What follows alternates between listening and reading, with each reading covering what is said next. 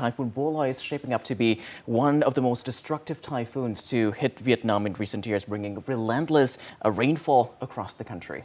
Yes, and with that comes the risk of landslides and flooding, especially in mountainous Lào Cai province. Now, nearly 10,000 residents have been evacuated since the typhoon made landfall. Over the past 2 days, non-stop downpours have washed out roads and left several communities isolated. Local police and emergency forces have helped move more than 3,000 households to safer areas. The evacuation has now been completed. Security forces remain on high alert, working around the clock with local authorities to protect lives, secure property, and clear blocked roads as quickly as possible.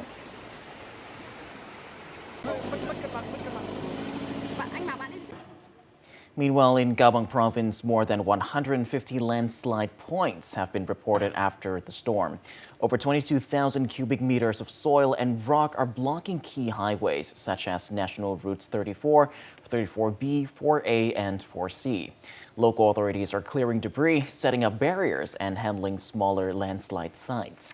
In Lạng Sơn, nearly 250 road sections have also been blocked, while some bridges and roads remain flooded.